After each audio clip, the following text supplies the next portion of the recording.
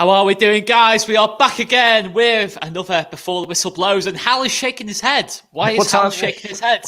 What time do you call this, eh? Eh? We're always late. I've got my birthday in November. You know, whenever you're in charge, Oscar... You know it's not my fault as well. It's always a mess. It's a mess from the get-go. When Joe's in control, it's bang on. Definitely never late when Joe's involved either. We're both unreliable in terms of like setting off early. Look, it's a rough time. We say 8 o'clock. It's casual. You know, we might stroll in 12 minutes late from time to time, or 15, or not turn up at all. But it's casual, you know. It's... Well, if anything, you aren't unreliable. You're reliable because you're always late. Yeah. There you go, Hal. Your words, not mine. I'm reliable. Consistency. That is the key. And if Sheffield United had a bit more consistency, they might be staying in the Premier League, mate. Shut your face, because we are consistent. We've lost most of our games. True. Well, maybe it wouldn't be in trouble. We need to be inconsistent, then we'd have been fine. Win some, lose some, draw some. We could have mixed it up a bit, but we decided not to.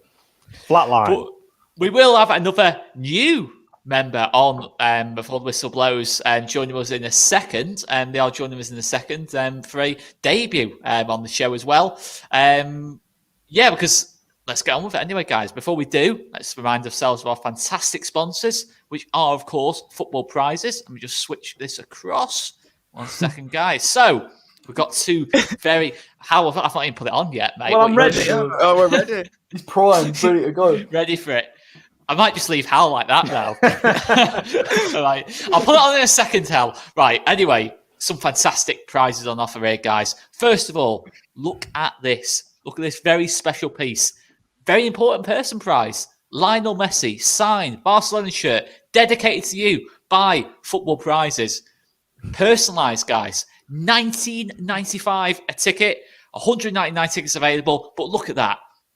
Personalised Lionel Messi signed Barcelona shirt. Competition ends in 2 weeks, actually, Friday the 14th of May. But you don't want to miss out on this one, guys. 199 tickets available, $19.95 a ticket, but a personalised Lionel Messi signed Barcelona shirt. And as well, we also have a Bernardo Silva, just for Tom, this. A Bernardo Silva signed and framed Manchester City montage. Plus £50 Football Prizes credits, $3.95 a ticket, 65 tickets available. One of the best players in the Premier League. Monday the 3rd of May. He could be the Champions League winner. He could also be a Premier League winner this season. Let's wait and see. Bernardo Silva, one of the stars of that City team. $3.95 a ticket, 65 tickets available on that one. And there's plenty of other stuff as well. There's a Human Son prize on offer. Human Son? I messed his name up. All right, Hal. Pep Guardiola, whatever you called him. Heung-min Son. I know I messed that up. But check that out, guys. Plenty of other stuff on Football Prizes and plenty of Leeds stuff on there as well. Keep an eye on it, guys, because it does go fast. So you've got to be quick if you do want to enter the prize. So let's get into it anyway, guys. I'm going to go to you first, Tom, because Manchester City are playing at 12:30 against Crystal Palace. Yeah. I mean, it almost feels irrelevant now, the league, obviously. I want to talk to you a little bit about midweek. Obviously, big win that in Paris. I think it shows the difference in this City team compared to other sides because I didn't think you were great first half. I thought, to be honest, you were a bit below par first half, but then you bounced back, and that's maybe the difference between this City team and previous City teams that have fallen short. Yeah, well, it was a brilliant result in the end, to go abroad and especially in a semi-final to come back from 1-0 down, especially against a side like PSG, it's tough, and we did well. The first half was a very difficult half. We didn't really know what to do. We didn't know how Neymar, Mbappe and Di Maria were going to come to us. I think we sort of kept too defensive and didn't play our football. Cancelo and Walker didn't get up the flanks. And then in the second half, they did. And look at what happened. We started coming alive and we started playing our football. And believe it or not, the less defensive we came, they didn't even have a shot on target in the second half. So it just shows you sometimes going too defensive can invite it's what Neymar and Mbappe wanted in the first half. But, we played well. Some people can argue the goals were slightly dodgy or lucky, but you take it in a semi-final. You know, we pushed. We could have had a few more. I'm glad Gundogan's okay after that bad tackle on him more than anything. And although, obviously, do you think KDB got away with one a little bit? A similar one later on in the game? Yeah. I'm all about fair play. You know, I've always said this, any decision, you know, it should be fair. It should have been looked at possibly. But I'm happy it didn't get given, obviously, for other reasons. KDB is an absolute beast and we need him. But, you know, it could have been looked at. If it had been given, I wouldn't have complained, you know. But, you know, that I don't even think Pochettino could complain at that one on Gundogan. It was just a rough tackle. And if you were watching the game, you'd know that was coming. There was a few players that could have got sent off within that 15 minutes before he got sent off. And but yeah, we'll go on to next week now. Obviously, the big game on Sunday, firstly, because obviously if we can win that and Liverpool win this weekend, we can seal the title. So it's big. It's a big week. How strong do you think you'll go at Palace? Do you think, obviously, the likes of Sterling, Jesus, I mean, it's hardly under strength, is it, when you've got players like that coming into the team and Fernandinho as well. Obviously, Laporte will probably play this game, would you imagine, mate? Yeah, well, I was saying to Joe last night on my channel, I was saying we probably play a 4-4-2 and play Aguero and Jesus up front because they haven't played for a few weeks. And, you know, we did that against Fulham and we've done that against a few of the lower sides and it's worked. You know, we've managed to come away with a pretty easy victory. So I'm hoping we can go down there, just play our decent side, but obviously saving the likes of Gundogan, Bernardo Silva, KDB, you know, for the big game on Tuesday night. But obviously making sure that we can get the win, which is obviously important for us too. Blimey, football's revolutionary. Pep Guardiola going 4-4, flaming 2. I won't say the full thing, but to quote Mike Bassett, we're going 4-4-2. I mean, how even City under strength should still have too much of Palace, surely. Early kickoff on a Saturday. Yeah, here we go. You know, jumpers for goalposts, a nice sunny day. Perfect game to watch on the telly with your human son. I said it. Heung-min Son. Just lovely. It's what it's all about, Oscar. 12:30 kickoffs. C'est magnifique. I think it's going to be one for the neutral, but probably more one for the Manchester City fan.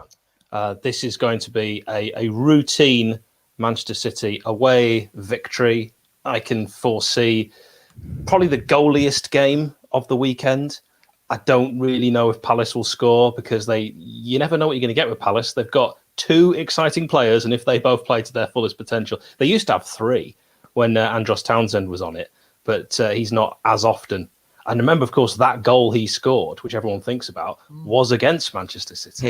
Yeah. And it was, what a hit. But I don't think that's going to happen this time. Also, that was away from home. This one is at Palace. So, I'm going to say 4-0 City. Okay. Keep smashing that like button, guys, and subscribe if you are new.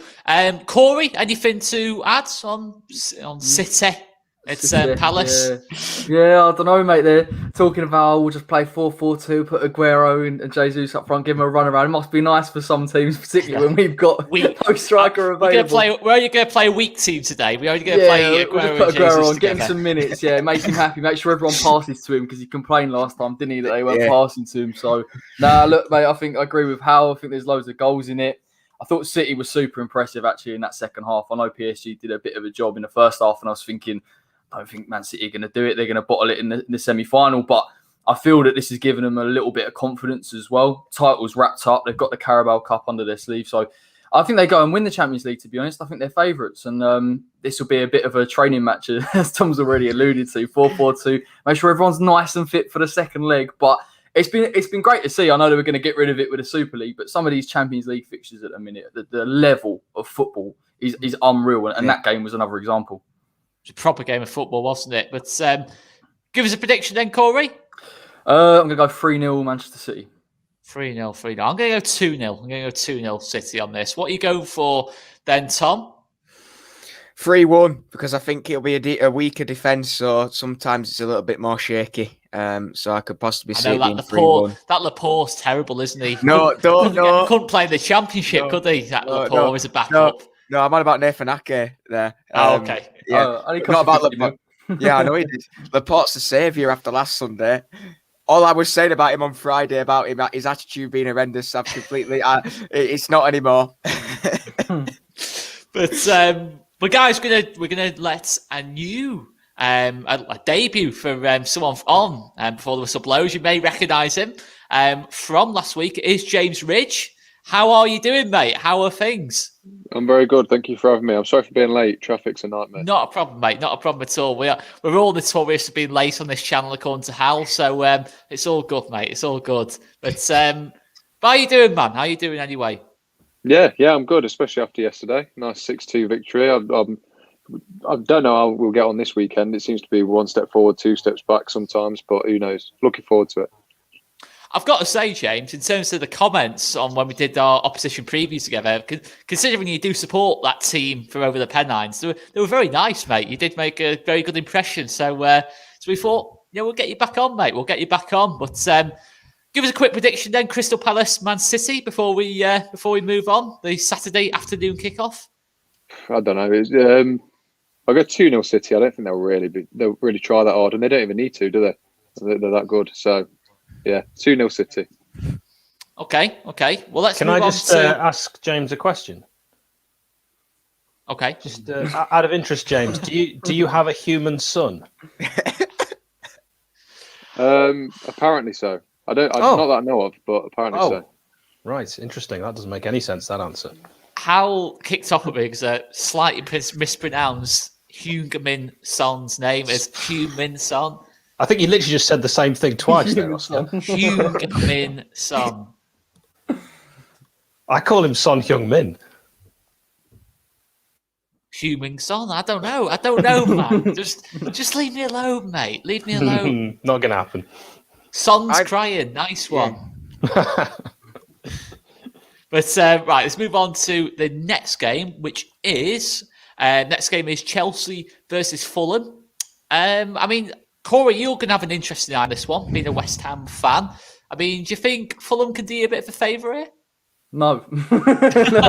They'll just roll over. But Chelsea won't be full strength, surely, with the Real Madrid. They won't be, but they just don't really need to be, do they? I think they can get one goal and see games out. I mean, Timo Werner, I don't know really what to make of him, to be honest. I watched the Champions League semi-final, and typically he scores against West Ham, which you'd imagine that West Ham would give him his goal that he needs, but I think they've got more than enough. I think as well, and I've always said it since obviously Tuchel's come in, £200 million spent. They've got really good squad depth. I fully expect them next season to be competing for the title. So even if they rotate, I think they'll be too strong for Scott Parker, which is a shame because I wanted Scotty P to keep them up, but again, I think all of those bottom three teams are now down. Hal, just pronounce Son's full name then for us. I did. Interest. Go on then. Son Heung-min. It's not much different to what I said anyway. Just you said human son. That's how it said. Completely like that different. It's just a different thing. It's different words coming out of your mouth. You sound like a maniac. Thanks, Hal. Thanks very much. Your thoughts on Chelsea versus Fulham coming up? Oh, it's a big old ding-dong derby, isn't it? Chelsea, Fulham, will they, won't they, aren't they? Maybe, who knows? What can you say? Lots of words. I think that it's going to be a Chelsea win. You probably expect that. I mean, derbies like this don't really get me too excited because for so long, there's only one side that wins them. I prefer even derbies. I do like a Manchester derby, for example, a Sheffield derby. I like Derby against Notts Forest. These are kind of even teams. But Chelsea, Fulham, for far too long, it's been one-sided in the favour of Chelsea. And it won't be any different for that 5:30 kickoff on Saturday. I think it'll be quite an easy victory. I expect Werner to miss a hat-trick of chances, but yet still his side to prevail 2-0. Not a good game. Okay. And Tom, I mean, are you seeing anything other than a Chelsea fairly routine win here, even if they don't go full strength? A few weeks ago, Fulham were in good form and they were looking like they could have got something. But after that disappointing, obviously, result at Arsenal, I can't see it going any other way than a Chelsea win now, unfortunately, for them. I think, Scott Parker had done such a good job, getting that team back into some form. And, it's been such a young manager as well. I think he's definitely got a future in managing because I saw a little video of his his pre-match team talk to the guys at Liverpool, which I thought was quite good. He's definitely got manager instinct about him, but like Hal's just said, it's one of those derbies where it's the same person that you just know, the same team you just know is going to win every single season, really. I think it'll be probably a nice, simple 2-0 Chelsea, to be honest. I don't think they'll have to really work hard. And obviously with them having the semi-final themselves next week, I can't see them fielding a very strong side either. So I reckon it'll just be a nice, simple 2-0 for them. It'd be good, Oscar, if we got everyone in the comments to put their favourite derby. What is the best derby? Is it your Barcelona, Real Madrid? Is it something like that? Or do you prefer the smaller derbies? What is the best? AC Milan, Inter Milan? I don't know. What's your favourite derby, Hal?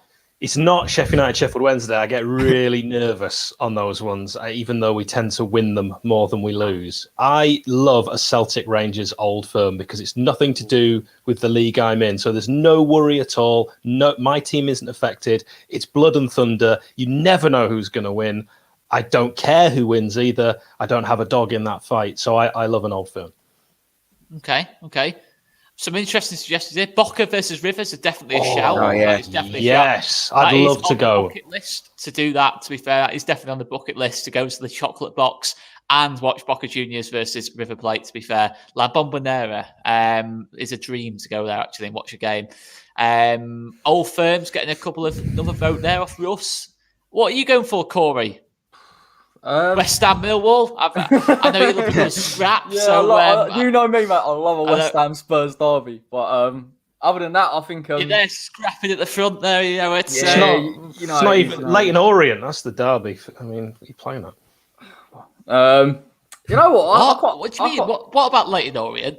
Well, isn't that geographically the derby? Yes, geographically, yeah. But that's the derby then. But no one cares about it. It's really not. That's not how a derby works. A derby is geography. I'm not being funny now. You know what I mean?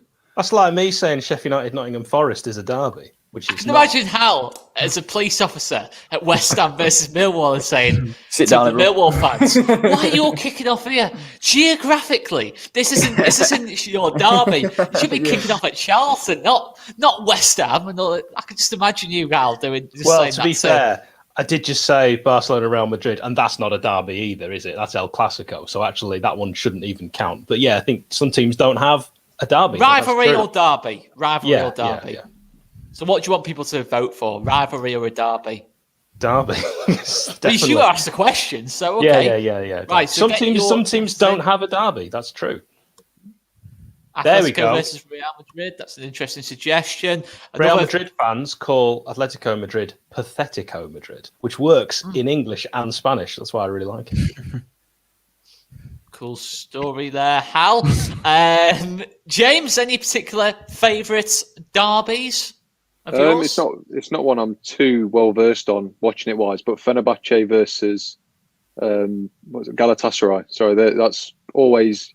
We don't talk about that team. We definitely don't talk about that team. But as long as Fenerbahce win, that's the main thing in that game. I've got to agree. I don't know if you know that Sheffield United are twinned with Fenerbahce. We've got we share a fans forums and stuff. We do friendlies against each other pre-season. One of their directors became one of our board of directors. So we're all anti Galatasaray as well. Hey, another reason to love the Blades. Fair play. I love that what you said the other week, actually, Hal, on that situation with Alioski. That was very popular. Very popular. Do you know what? You could tell. Can I just shock you? I've started to like Leeds so much that I am now managing Leeds United on Football Manager, something I would never have done a few years ago. Okay. Small steps to say. Still never managed West Ham. I like this one. I like this Super League versus Premier League. That's a good suggestion. Tom, any other derbies you want to add in there? Right, yeah, it's Boca versus River for me. That's the one. If there's one that you have to go and watch as a neutral, it'd be that one, wouldn't it? As much as the Manchester derby's all right. It's not the best, really. It's lost its way a little bit over the past few seasons because we just don't like to turn up in it. But it has to be Boca versus River. I think it's just just crazy, isn't it? You know, I think, you know, when they had to cancel one of the games one time because one of the buses got smashed up, and, you know, the fans weren't allowed in, and they're not even allowed to go to the away ground, are they? You know, it's crazy. It's one of the craziest derbies in the world, and, you know, it'd be such a good one to go and watch. I like this suggestion as well, the Milan derby, especially now both Milan teams are getting there, getting back to where they used to be. That used to be an absolute class. Mid-2000s, that was the game, that was, to be fair. Yeah, I think when you think of Italy, though, like I think of Fulham, Chelsea, a bit like Juventus, Torino. It's not what it should be for a city like Turin and a city like London. They should be obviously closer, those derbies, and Torino-Juve is not close. I think Milan, AC versus Inter and Roma versus Lazio are like the derbies. Roma-Lazio. That's a shout. Because you never know who's going to win that. They often are both as bad as each other. Dortmund Schalke's a shout as well. That's a pretty fierce one. Is that as well? Well, I went to one Oscar in Germany without knowing it was a derby, which was at Hanover 96 against Wolfsburg. And I don't know how many of you know that that's a derby, but no. I didn't. God, that was fire and intense. If you're just going to pick a random game to go to as a tourist, don't go to that one. It was terrifying. Yeah, no, you were there scrapping, weren't you? What shed were you in? Who were you fighting for? I'm a big Hanover 96 man after that game. I really bought into them. I went to about 6 games after that. I kept going back. It was great. You weren't even watching the game. It was just to join the hooligans and the. I was outside. The scrapping. He was jumping up and down, weren't you, in the ultras end with the flares in his hand? And I was wearing terrible trousers. Literally, that was the only reference to flares. Yeah, just kicking lumps out of Germans. Brilliant. Anyway, let's move on to the next game, which is who we're going to go on to next. We're going to talk about. So let's go to James next. It is Man United versus Liverpool. I think really it's a bit disappointing that Liverpool have been so far off it this season. That game's not a little bit bigger, you know, in terms of the, because let's be honest, Man United are going to finish second. Liverpool are going to probably finish outside the top 4. There's not really much fire in that one now, is there, James? No, I think it's a much bigger game for Liverpool than it is for us now. If you take out the context of it, you know, Liverpool still with a slight chance of Champions League. I don't want to jinx it, but we've pretty much got second secured, never mind top 4. So yeah, I think we're more interested in the Roma game next week than anything. Although that we can rest players for that as well now that we've got such a strong lead. Okay, but I mean, that's the thing, isn't it? You won by so many goals yesterday. It wouldn't surprise me if Solskjaer, knowing the size of the game, goes for it a bit, because I think just to keep on winning, I guess, James.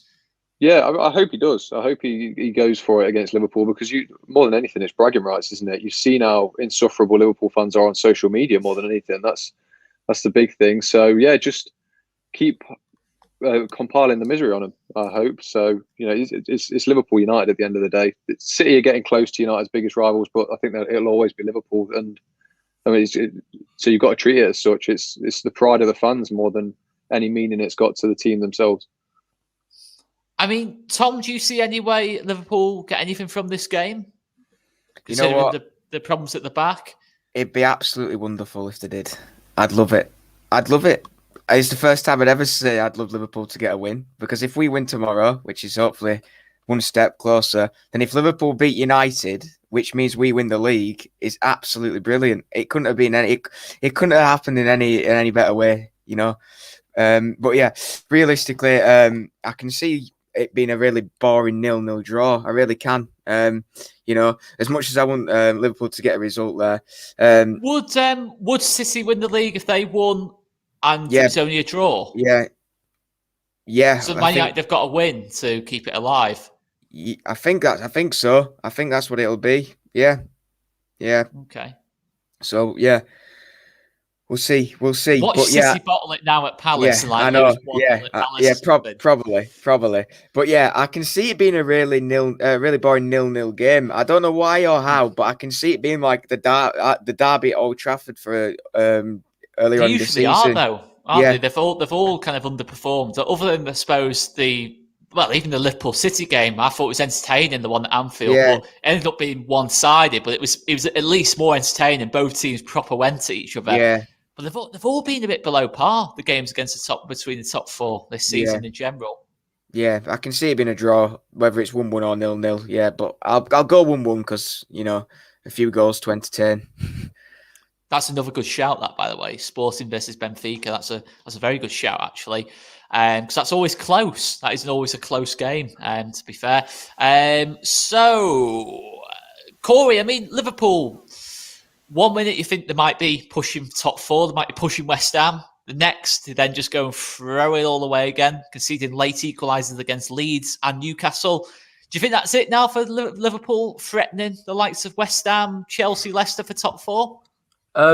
Yeah, I definitely think for top four, but I also think that for West Ham, I think because Chelsea have got a 3-point lead, it's going to be tough for us to claw that back. But the league's so strange this season. You've still got Spurs and Liverpool kicking around fifth place, and fifth place might be enough for Champions League if the cards fall right. So again, as a West Ham fan, we can't switch off from them. And I suppose Jurgen's sitting there saying the same thing because we've both got winnable fixtures. And if we both go and win a fair few games, then you still put yourself in contention. It would be mad if Liverpool got Champions League football in fifth place after the season that they've had. But again, I guess the importance of the derby, you'd hope it would be an interesting game, but these games are so boring. Like, I'm seriously considering not watching it because I know exactly how Ollie will line up. I know how Jurgen will want to play. It would be a dead rubber. But I do think Liverpool are still, in terms of being a threat to West Ham, and that's kind of European space, I still think they're still there.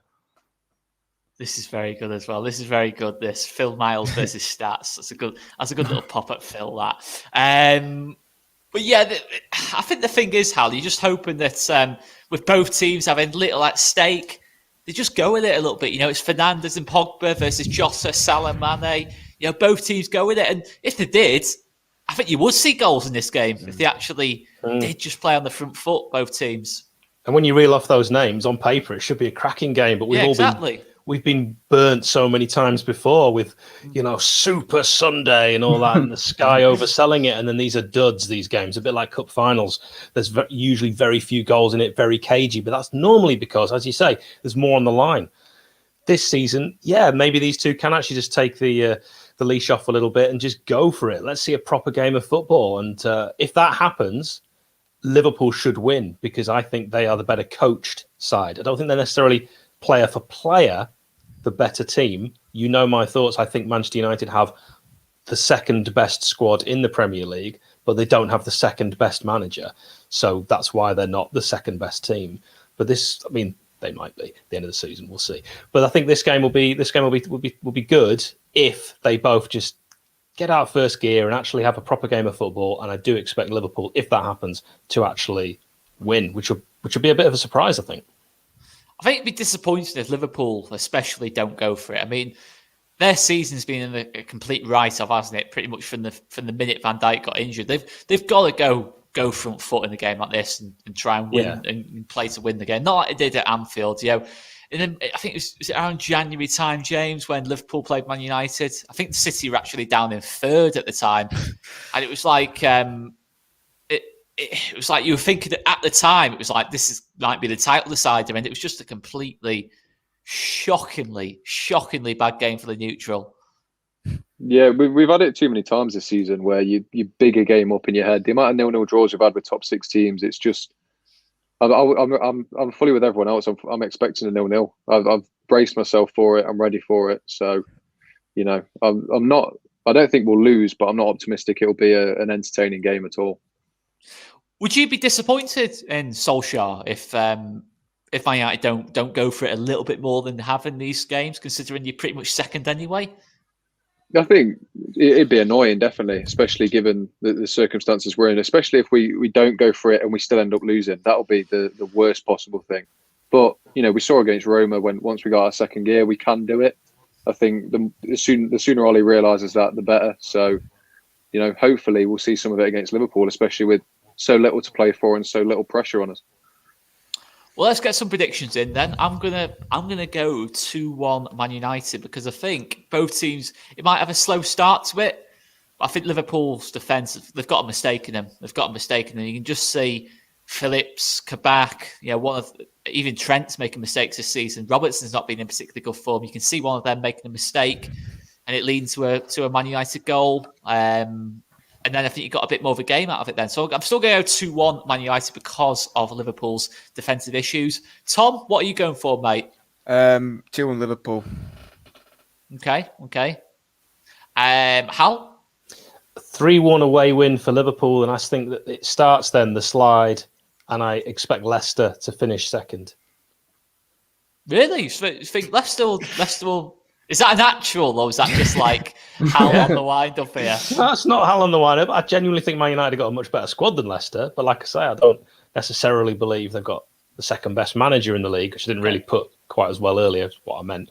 So yeah, I think that this could be the start of a slide. I do think this would be a huge blow to lose for Manchester United, their second biggest rivals, and in many cases their first biggest rivals. Okay. Corey, what are you going for, mate? I'm going to stick with 0-0, mate, for this one.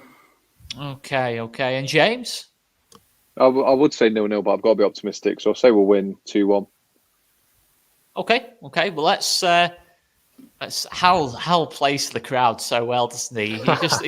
He knows exactly where he is. He's the master at playing to the crowd, isn't he, Hal?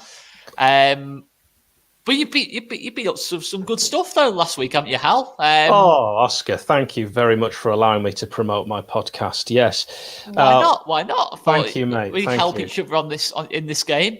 I have held back saying you look like pit crew all the way through this stream, and so for that, pit crew as in Formula One pit crew. Oh, okay, I'll take that. Yeah. But I haven't said that, so I'll take it, mate. I haven't said it. Job to have. It never left my lips. I haven't said that. Oh, because I was happy. That you said that. Exactly. So I haven't said it. My podcast, Once Upon a Time on the Pitch, will have a new edition. We've already had, of course, on there my interview with Gary Lineker, Chris Kamara, and Vinnie Jones. But this week, I spoke to Alan Shearer, as Oscar correctly guessed and gave away a few months ago. That went really well. He was probably the best guest we've ever had.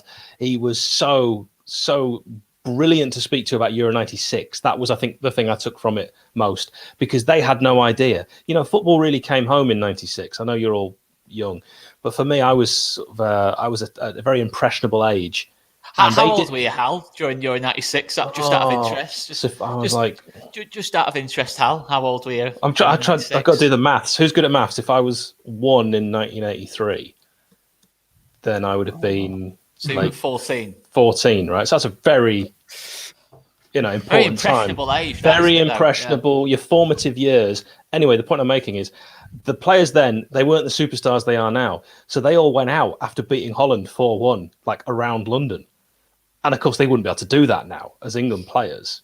And they were mobbed. And it was then that Shearer said they realised the impact they were having. And it's when football started to boom and to grow, and footballers became superstars, because really up to 96 they were a bit like kind of cricket players are now. You can be an England cricket player and walk around and not everyone's going to stop you.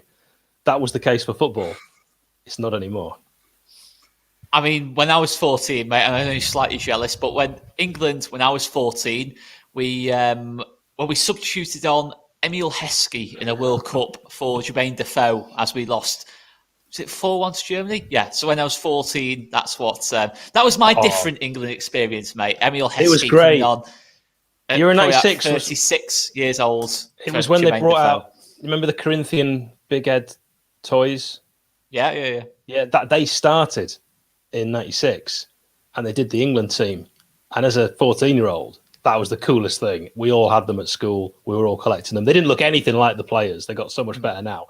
But just the best I summer. preferred them then, though. I preferred them when they were not, just because novelty value was, they didn't look anything like the players. It was just like...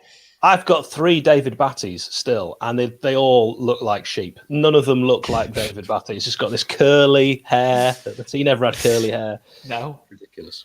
I couldn't think of anyone less likely to have curly hair, to be honest. He wouldn't have any time. He wouldn't have time for curly hair. He'd get up, he'd go...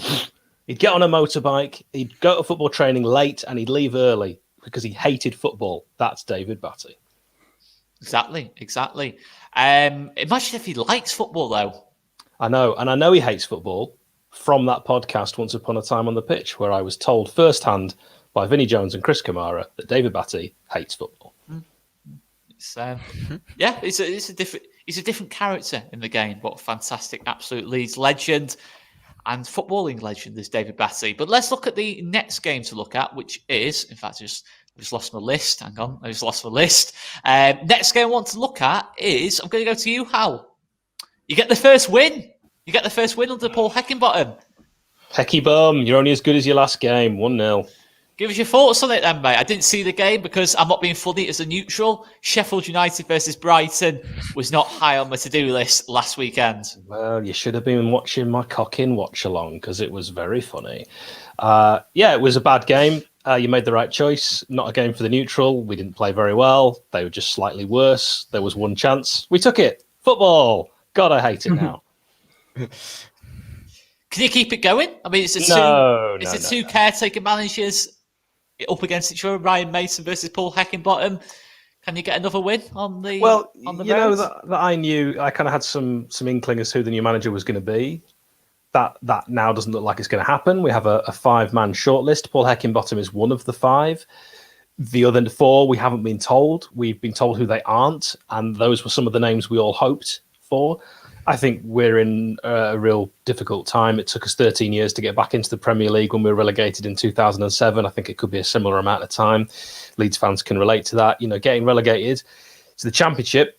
The Championship is the best and most exciting league in the world, but it's also the hardest to get out of. And once you're stuck in there, it can, particularly with parachute payments running out, it can really be tricky. It won't be the strongest Championship next season. It'll probably be one of the weakest. But still, we're going to have to bounce back, and the next manager we appoint will be the most important, I believe, of our entire history.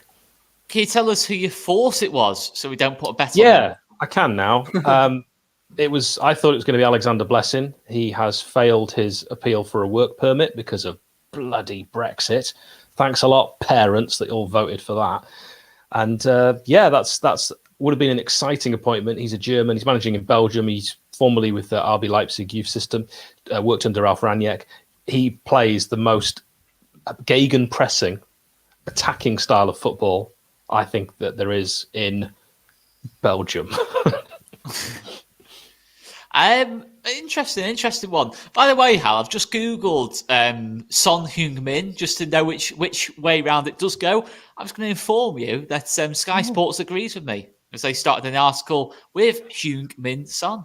Yeah, but they don't call him Human Son. Look, Heung-min Son. I know how you say South Korean names. I got so into the World Cup in 2002, I memorized the entire 23-man South Korea squad for that year, which is something I probably couldn't recite back now, but I learned how to say all of the names in the right order, like Song Chong-guk and Hong Min-bo and Ahn Young-hwan and Lee Chong-soo and all that. I learned them all. Can you still remember him now? No, not the whole. No one wants to hear me reel off 23 South Korean names that you probably have never heard of. But I really got in. I genuinely would actually. Yeah. I'm not going to do it, but I will say that was a team I really fell in love with. That was a great World Cup. The best World Cups have been. I think the best ever World Cup was the last World Cup. I know it's quite a controversial one. And then I really liked. That was a classic 2002, though. 2002 was everywhere. It was shocks. That was my first one, that first World Cup that I can remember. But I just remember the Ronaldinho free kick. I mean, that should be a bad memory, but that game was like when Ronaldinho did that. Did he mean it? Did he not mean it? No, he didn't mean it. He definitely didn't mean it. But he did it. He got South Korea got to the semi-finals, didn't they? And that one. They did incredibly well. All the controversy around that, the refereeing decisions. That was a pretty Ronaldo as well. R9 Ronaldo absolutely on it in that whole tournament. The haircut, the Ronaldo haircut in that tournament as well. So you know the Ronaldo haircut, don't you guys? Yeah. I'm not that old, am I? No. Yeah, that was legendary stuff. People say Italia 90, and I remember Italia 90. Italia 90's got this nostalgic, like kind of wasn't it brilliant quality to it. It was actually quite dull when you really think back to it. And if you really process the games and watch them again, it was very slow, very pedestrian. There was 1 or 2 great games, but actually a very low scoring World Cup. So Italia 90 has been misremembered. And that's what happens. It's very hard to say that the most recent thing was the best thing. That's not the cool thing to say. The last World Cup was the best ever World Cup, the one in Russia. It was. The only thing... There was no bad games. Brazil was good as well. Brazil, the last 2 have been exceptionally good. Like South Africa was dreadful. Yeah, it was poor. All I remember from South Africa was just the vuvuzelas. That's all. That's all I can remember. Spain, it was obvious Spain were going to win it from early on in that one. They were just miles better than everyone else, and then they just won it. But yeah, the last two have been absolutely like Brazil losing 7-1 at home. I mean, I don't know how anyone could say the last two or one of the last two hasn't been the best ever, but. I mean, 66 was pretty good as well, but never mind. But let's talk about Tottenham, Sheffield United anyway. Obviously, Corey, it looks like today that Ten Hag is not an option for Tottenham. He's liking that. They thought they were getting Ten Hag. They thought they were getting Nagelsmann, and no one. Jesse Parker. Jesse Marsh, yeah, it's interesting. I'm interested to see him actually at RB Leipzig. They've got a bit of a conveyor belt. But just in terms of that Tottenham managerial appointment, I think it's backfired. I think a lot of sort of managers are looking at them and thinking, Mourinho didn't get the backing, Poch didn't get the backing. Why would I go there? So Tottenham fans are going to have to start lowering their sights a little bit now and start to look at your Graham Potters and your Scott Parker. Scott Parker, as much as I would hate it for him to go back to Tottenham, would probably just be a good fit. Particularly after what's happened with Mourinho, just because he's worked at the club, he's played for the club, it just gives him a little bit of synergy with the fans again. But I think also he'd be comfortable not getting a big transfer budget. You get someone like Ten Hag in, he's going to want assurances, and whoever comes into Spurs, they're just not going to get it. No, I agree. I think it's going to be tough. I mean, Marsh would have been a decent shout for Tottenham, I think. I do like him, to be fair. Obviously, what he did with Haaland and that lot of Salzburg. I mean, I don't know if you've ever seen this, his team talk. It's on YouTube on, I think it's against Liverpool, I think. But it's class. It goes from like American accent to a German accent to like in the middle of the sentence kind of thing. Like he's putting on a German accent, but he's American kind of thing. It is absolutely brilliant, but he was good. He was a good, very high pressing coach. But so Ralph Ragnick as well. I think it's been Ragnick.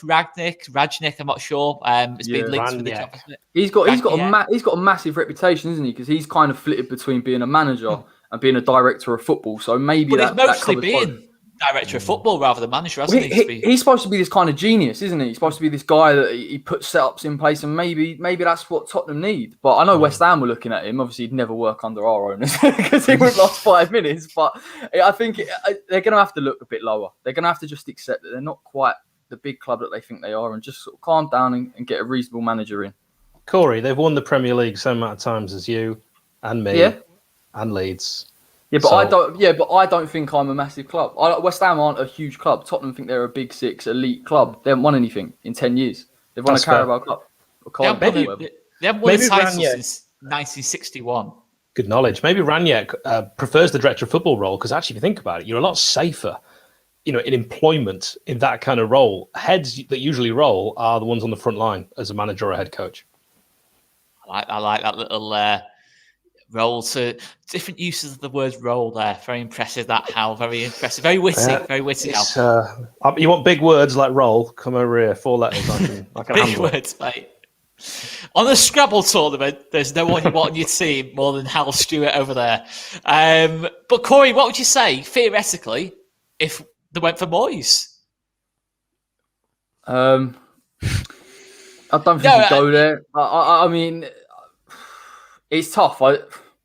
I'd be fuming, first and foremost. I think the problem is actually with the Moyes thing, because I think one of the journalists was talking about it the other day. He still hasn't signed a contract at West Ham. His contract ends at the end of the season, which for me is baffling. For what he's done, he should be given a 2-3 year deal already. I'm not sure what we're waiting around for, but I can't see him going to Spurs. I don't think I could deal with that, to be fair. I don't think I could see Moyes in a Spurs track jacket out there ready to go. It would kill me. But again, it wouldn't rule it off. I mean, his reputation now, I think in the Premier League, is back to kind of where it was with Everton. So maybe. Well, Spurs were very close. I've had decent little in the know information on that Spurs were very close to looking at Moyes before the season before he went to Man United. So obviously, and Levy does tend to go back to people he's tried. Obviously, he tried Mourinho 2 or 3 times before he actually got him. So it's just putting 2 and 2 together and getting 6. But, it's just pure guesswork there. I mean, Graham Potter's been mentioned as well, James. I mean, who do you see going to getting that Tottenham job? It's impossible to call. The amount of people that have already turned him down without even being approached is laughable. I think I quite like that from a neutral point of view. But Graham Potter wouldn't be a bad appointment at all. It's not the star name that Spurs fans are looking for, but it's sensible. It's someone who he might not win your titles, but it'll get you to a point where your club as a whole is in a good enough place to start winning titles when you bring in that elite manager afterwards. So, Mourinho played probably the worst football he's ever played at Spurs, and Potter just completely turns that around, doesn't he? He loves playing beautiful football. That's what he's done at Brighton. He doesn't get the results it probably deserves, but there's definitely a much worse appointments to be made than Graham Potter, I think. And yeah, that's the thing. You look at people like Kane and Son. They're getting 20 goals a season with minimal service. You imagine him what kind of numbers that we kind of doing under an attacking-minded manager. It'd be absolutely crazy stuff. But Tom, what did you make to Tottenham? Obviously, when you beat them last week to get that 4th League Cup in a row, I thought they looked poor, to be honest, Tottenham in that game. I don't think there's any future for Ryan Mason as a head coach for that club, certainly from what he's done so far. No, it's a shame, obviously, because maybe he does have a future, like we said about Scott Parker earlier. But it won't be a club like Spurs, maybe a Championship side or something like that. Maybe he could go to. But yeah, I was quite not disappointed, but for neutral and footballing wise in general, they didn't threaten us whatsoever. Harry Kane was playing CDM for the majority of the game. They literally went to try and concede the least amount of goals and not be embarrassed. That's literally all they went there to do. And, they didn't really... It was a boring final. Obviously, the outcome for us in the end was brilliant because we got the cup. But in general, the final was shocking. They didn't even want to turn up or play any football whatsoever. But on the manager front, it's be interesting to see because you've gone from someone like Mourinho and be realistic. There's not really anybody now with the same sort of same sort of CV as him that are available to come in and sort of replicate his sort of stature. So I reckon it is starting from the bottom and working themselves back up now because I think they need someone who wants to stay for a few years, try and make something. I personally believe, although he's got quite a big release clause, Hasenhüttl from Southampton would be a good appointment. Don't say that in front of Joe. Don't say that in front of Joe. Oh, he'll be freaking out, Joe, in terms of Hasenhüttl. But it's a shout. It is a shout. Yeah, because he doesn't. Ever since he did that crying thing against Liverpool, Joe just wasn't. He wasn't having that with Mr. Wayman. He wasn't having that at all. No, I know. What did he call him on last night's show on mine? What did he call him? Rabbit Hutch. That Rabbit Hutch. That's it. Translates that in German. Hasenhüttl. Yeah. So, I think he'd be someone like him that'll go there next. I think they'll try and pick someone with a little bit of knowledge of the Premier League because it's a risk always bringing the manager that doesn't know. But yeah, they need to pick someone who can, take them somewhere because if they keep thinking about, we're bringing someone for a few years till we can get this manager, it's the same circle that's still going to happen because that's what they were doing after Poch left. Mourinho's going to take us to success and he's taking them backwards. So yeah, it's a long road to success at Tottenham still, I think. No, definitely agree. Well, let's get some predictions in. I'm going to go 2-0 Tottenham in this one over Sheffield United. What are you going for, James? Sorry, I muted myself. I'll go 1-1. I'm optimistic Sheffield United will get something out of it just because I'm not a massive fan of Spurs at all. Okay. Tom? I think it'll be a 2-1 Spurs win. I think it'll be tight. I think Sheffield United will bring the game to him, but I can't see him winning overall. Sorry, Hal. Corey, what are you going with? Yeah, probably say 2-0 Spurs. Hal? We've got a lot of injuries at the moment. Chris Basham likely still out. Sander Berger's still out. Jack O'Connell still out. Lundstrom not in the team. Billy Sharp out. McBurney out. Moussa not really fit. It's not our first team. So I think if it's our first team versus Tottenham's first team, last season we took 4 points from them. Should have been 6. This season we just patched up, makeshift side. It's going to be too difficult. We just don't score goals either. And if we do, it's only 1. So I can actually foresee Tottenham, because they're going to want to kind of set the record straight after losing that League Cup final. I think they'll win 4-0. Will Keane Bryan play? Ho, ho, ho. Keane Bryan. Yes, because we're down to the bare bones, to quote Harry Redknapp. He will have to play. He will have to play at left centre back in place of Jack O'Connell. Keane Bryan is not, in my opinion, a centre back. I mean, he's 5'7" if he's a day, and he's been playing at Oldham, Bury, and Bolton previously. Have we lost Oscar? This is a bit awkward, isn't it? Yeah. Well, hang on, chaps. What do we do? We prepared for this. We've done all the drills. We've been through this. We know where we're going. Let's talk about Leeds. I'll handle things. So, Leeds, of course, travelling to Brighton and Hove Albion. We've been talking about Graham Potter already, Corey, and whether he could be a decent manager. Do you think he's got enough to beat Leeds United? I don't think so. It was a terrible game, wasn't it, last time? Did Brighton win? How was it? Was it 1-0 against Leeds, if you recall, or maybe it's a bit far fetched? Yeah, it was. It was 1-0. Yeah, because I remember I saw it the other day, but. I think Leeds are in really good form at the minute, to be honest. I think they're actually improving towards the end of the season. They're getting... Marcelo Bielsa's got them ticking. I thought they were decent against Man United. I've got to say on the Leeds channel as well, I thought Calvin Phillips was superb. Honestly, I thought he was brilliant. So again, for England, I think it's looking really positive. Now, I think it'll be a comfortable-ish Leeds win. I'm going to go 2-1 Leeds United. I'd just like to welcome in Oscar, he's a Leeds United fan. And Oscar, we're actually talking about your team on the programme right now. So your thoughts, Oscar, Leeds United, they face Brighton and Hove Albion. That's an away from home game. Of course, you'll remember the first time round, which was a 1-0 to Brighton. So what are your thoughts, Oscar? And thanks again for joining us. I'm not taking any hints here, Hal, but the fact that you've jumped forward to the Leeds game suggests you want to come off for tonight's video, because we've not even spoken to Corey yet. But anyway, right, I'll give you a quick prediction on that one, and we'll move on to Corey. I'm going to go 1-0 Leeds. I'm going to go 1-0 to Leeds. Both teams misfiring in front of goal. Cheers for that, Dominic. I mean, Dominic, come on, mate. Come on, mate. That's a bit. Yeah. He's only joking.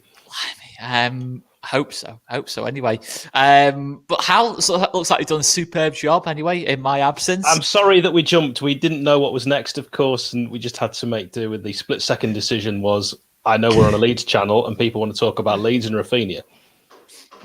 He's good, isn't he? He's good, isn't he? That's See, I can play the role of Hal now. I can play the role of Hal here. It's become my catchphrase, and I wish if I'd known it was going to be, my catchphrase was something to do with Sheffield United. The problem is with Arsenal, Hal.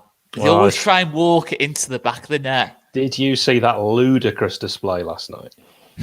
Trying to walk it into the net. Anyway, right, let's move on to the Hammers. Because they are in action against Burnley. That is the Easter Monday, the Bank Holiday Monday game away at Burnley. Corey, is this last chance saloon for West Ham's top four hopes? Yeah, it kind of felt like that anyway with Chelsea. I knew it was always going to be a bit of a stretch. And to be honest, I thought we played all right against Chelsea. I didn't think we were too bad. But I think at this stage, the injuries are killing us a little bit. I think we've got Masuaku out, Creswell out, Antonio, Declan Rice, all the players that have been so good for us this season. And again, I think whilst Burnley is a winnable game, they've gone and smashed Wolves 4-0. And Chris Wood, who loves playing against West Ham, scored a hat-trick. So they'll be up for it. I think, again, hopefully they're on the beach and we turn up. But for me, we've got to really go and win all of these games. Irrespective, it doesn't matter whether we get Champions League or Europa League, just go and win the games because they're all winnable against Southampton. We've got Brighton in there, West Brom. We should be beating these teams. But I do worry, just from a mentality standpoint, that all these injuries have kind of taken its toll and the momentum's slowing down a little bit. I mean, that's the thing, isn't it? I mean, do you see possibly, Tom, a case of West Ham next season, it drops off a little bit? Depending on the manager's situation this summer, if Moyes stays, no. But if he leaves, yes. Because I think he's got a team there that he understands. They understand him. And I think the unit, the team is going well. And I think, obviously, it'll be important to see if Lingard does stay at West Ham. If they can tie him down and get him down maybe for another year of a loan or, get him signed. I think that'll be another important factor to West Ham next season. But, for this game, like Corey's just said, there's a few injuries there to the big players, and obviously being Burnley, they've been in good form recently and they can turn up and play absolutely brilliantly sometimes. So it is an important game for both teams, you know, Burnley just to get maybe a little bit more away from that drop zone, even though they are pretty clear from it now, and obviously for West Ham to win it. But in the end, I can see West Ham just sneaking maybe a 2-1 win there. And James, you see Lingard staying there? I hope so, for his sake. I've got nothing against him. I love Jesse Lingard, but his career depends on him not being at United. You know, he's just going to go back down the drain if he comes back. He's not going to get enough game time. He's a very confidence-based player, so he's playing the football of his life at West Ham, and for that sake, I hope he makes the move permanent. Okay. I was trying to figure out who else needs to go to on this game. Hal, I'm sure you'll be back in West Ham here in this game. Yeah, Battle of the Claret and Blues. I mean, Burnley got a 4-0 win away at Wolves, so they are riding the crest of a wave, and I don't see that changing. They're now at home, Fortress, Turf Moor, and I just forgot the name for a second then. I thought I was going to say something that was wrong. I've been to Turf Moor a few times. If you go to the away end, I don't know why, but maybe it's built on either like sewage works or an old Indian burial ground, but it stinks of poo. And it's the only stadium that I could think of that. Southampton, I went to their old stadium and their new stadium, and the new stadium, when it first opened, smelled of gas because it was built, I think, on or next to an old gasworks, but they've sorted that out since. You just didn't want to light a fag when you went to that game. It was just terrifying. And you could in those days. I'm that old. This one, 4-0 Burnley, maybe 5. I was just waiting for the prediction in that lot. A heavy defeat for West Ham was always going to be the every week. It's every week. Maybe, you know what, Corey? Maybe I've got to stop doing it because I've predicted West Ham's defeat every weekend, and you're having like the season of your lives. Yeah, You'll have to accept that. It'll all go to pot next season. Don't worry, I'm waiting for it. Well, it might all go to Graham Potter if Moyes does go to Tottenham. I tell you, Corey, you moved house. Have you moved into a house with the exact same walls? Pretty much. Very bland, minus the shirt. I miss the little Bobby Moore. Bring that back. I'll bring it back. There's no hangers, so it's a bit awfully boring. But we'll sort it out. Don't worry. Get the Champions League badge up there. When we get top 4, when we pull it off. I was going to say James and Corey are in the same room, really. Yeah. Literally just sat next to each other on the same table. But Tom and I are the only ones that have made any effort, haven't we, with our back? Yeah, exactly. all right. Proper shrines up there. Yorkshire, isn't it? Yeah, it's a Yorkshire thing. Yorkshire boys make effort. I might get that on a T-shirt instead of my Rafinha catchphrase. There you go. But guys, I guess we will leave it there. But before we do, we'll remind you of our fantastic prizes on offer from the football prizes. Make sure you check them out, guys. Football prizes. 1 second, actually. I've just bear with me 1 second, guys.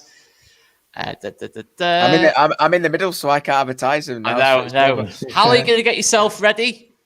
Yeah. There we go. Okay, so in a second, I'm going to put on the... I'm just going to leave Hal there for a second. But, nice. Yeah. Anyway, from Football Prizes this week, some very unique prizes on offer. Very important person prize. Lionel Messi signed Barcelona shirt dedicated to you. Dedicated to you guys. Signing and dedication to be done by the Icons at a private signing. And the prize will be delivered as well. So, guys, check it out. $19.95 a ticket. 199 tickets available. Competition ends 2 weeks today. Check it out, guys. Very Oscar, unique prize on offer. Yes, mate. Genuine question. It says dedicated to you. Does that mean Lionel Messi is going to write whatever you want if you win? You'd have to ask Football Prizes, but yeah, it will. I imagine it will be a personalised message of some sort to you. I tell you what, that is a prize. Right, you need to get your tickets for this and get him, if you win, to write Rafinha's good, isn't he? Just be photographed writing it as well. So it's not even a meme. It's just real life. Yeah. Messi to have to write that. That would be famous, that shirt, forevermore. That's worth doing. Well, there you go, guys. That's what more of an incentive. It's got the Hal Stewart seal of approval as well as a prize. And as well, just for Tom, Bernardo Silva signed and framed Manchester City montage plus £50 Football Prizes credit. One of the best players in the Premier League. $3.95 a ticket. 65 tickets available. Competition ends Monday the 3rd of May at 7:30, and plenty of other fantastic prizes on offer, including Hugh Min Son signed shirt as well. So check that out as well, guys. There's loads of stuff on football prizes. Check them out. Even if you're not a Leeds fan, just a general football fan, check them out, guys. So I guess we will leave it there, unless there's anything anyone wants to add before we close it off there for the week. Hurt my neck. I'm all right. Don't worry about me. Okay. James, thank you very much to James Ridge for coming on for not All These TV debut. And before the whistle blows debut, I hope you enjoyed it, mate. Very much so. Sorry for being late again. Apologies. Not a problem at all, mate. It's not a problem at all. And Tom, thank you for joining us once again. Yeah, it's good. No, Enjoying good stuff, it. man. Good stuff. Yeah, And great. Corey and Hal, as always. And Hal, you've also got something there saying, buy my book. It's available Chance. on... I've teed you up again. Second assist of the game for Marriott to Stewart. Is Stewart going to take that chance? He's now got the chance to present it now. Oh, hell of a build-up. Yeah, it's called All Hollow, and it's available on Amazon. I would love it if you purchased either the Audible or the paperback version. If you want to DM me for a signed version, then just find me on Twitter, and I will do that. And I'd also like to say, watch along on Sunday for the Tottenham game. If you don't like the game of football, don't worry. I very rarely talk about football. Check it out, guys. Check it up. And what's your at on Twitter, in case anyone does want to do that? To be honest, mate, I've got, You've got about many, 20. You've got about 20 Twitter different accounts. Just type I in don't Hal even know which Stewart. one. I sent you the link to this, and I'm guessing. Yeah. I'm guessing most of the time. You could try just this at DJ Hal Stewart. That'll do. Okay. Yeah, we'll leave it there then, guys. Hope you all have good weekends and your teams don't let you down and you get the wins anyways. But other than you, James, I apologise, mate, but other than you, for obvious reasons, but it's understandable. I get it. It's understandable. Yeah, so we will leave it there anyway, guys. We'll leave it there. Thank you very much. Check out the watch along tomorrow, guys. We're going live from 2:00 with your live lineup reaction, then the watch along, then live post match, and then live player ratings. It's a busy, jam-packed day on All These TV, but you can join us and check it out, guys. We'll leave it there anyway. See you later.